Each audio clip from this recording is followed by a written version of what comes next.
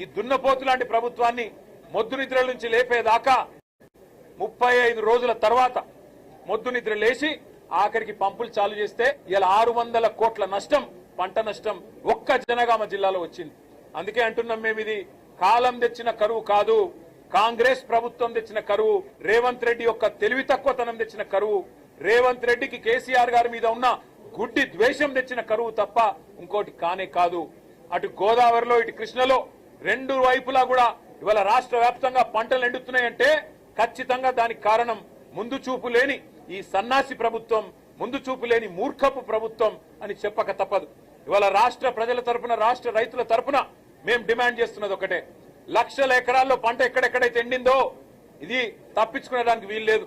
మొన్న హరీష్ రావు గారు వివరంగా చెప్పినారు, ఎండల వల్ల పంట ఎండిందని ముఖ్యమంత్రి అంటాడు, బోర్ల కింద ఎండిపోతే మాకు బాధ్యత లేదని బాధ్యత రాహిత్యంతో ఇరిగేషన్ మంత్రి మాట్లాడతాడు.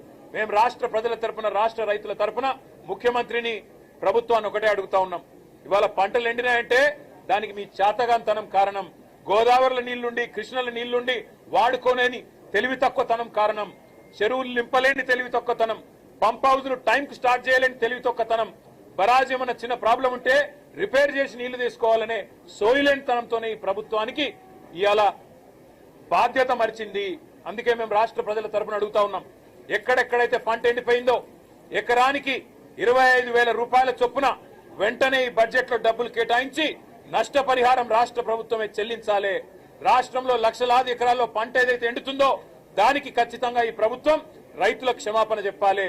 ఇలా భూగర్భ జలాలు అడుగంటున్నాయంటే ఖచ్చితంగా దానికి కారణం ఈ ప్రభుత్వమే. చెరువులు నింపకపోవడం, ఇష్టం వచ్చినట్టు చెక్ డ్యాములు నింపకపోవడం, ఇష్టం వచ్చినట్టు ఇసుక తోడుకోవడానికి, కేవలం ఇసుకతో దోపిడీ కాంగ్రెస్ నాయకుల జేబులు నింపడానికి మీరు చేసిన నిర్వాహకం అనే కారణం ఇవాళ గుర్తుపెట్టుకోవాలని కోరుతూ, రాష్ట్ర రైతాంగానికి కేసీఆర్ గారు ఉన్నారు, బీఆర్ఎస్ ఉన్నది, మేము భరోసాను ఇస్తూనే ఉంటాం, మీ తరఫున కొట్లాడుతూనే ఉంటాం.